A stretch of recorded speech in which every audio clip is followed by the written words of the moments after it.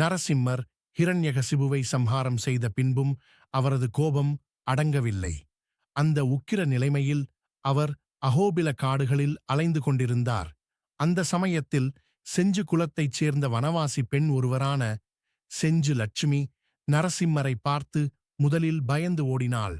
ஆனால் பின்னர் அவரது உக்கிரத்தை உணர்ந்தவள் அச்சமின்றி திரும்பி வந்து இனிமையான பாடல்களை பாடி மலர்களை அர்ப்பணித்து அவரது கோபத்தை அடக்கினாள். அவளின் பக்தி, அன்பு மற்றும் அச்சமின்மை நரசிம்மரின் மனதை கவர்ந்தது. அதன் மூலம் அவர் சாந்த நிலைக்கு வந்து செஞ்சுலட்சுமியை மணந்தார்.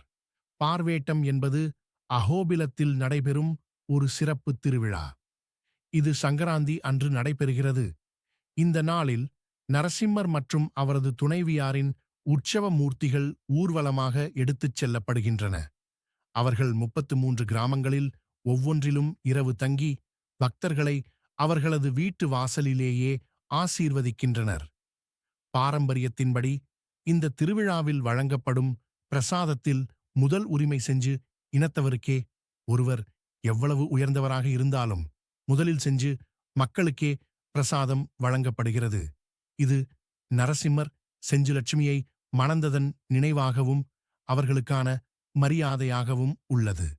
அஹோபிலத்தில் ஓபுலேசு, ஓபுலையா, ஓபுலம்மா போன்ற பெயர்கள் பொதுவாக பயன்படுத்தப்படுகின்றன.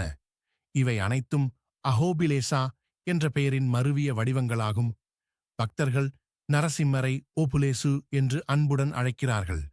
அவர் கபடமற்றவர், பக்தர்களின் வேண்டுதல்களுக்கு உடனடியாக பதிலளிப்பவர். நன்றியுணர்வுள்ள செஞ்சுக்கள் தங்கள் மருமகனுக்கு தேன், சந்தனம், ஆடைகள் போன்றவற்றை அன்புடன் சமர்ப்பிக்கின்றனர்.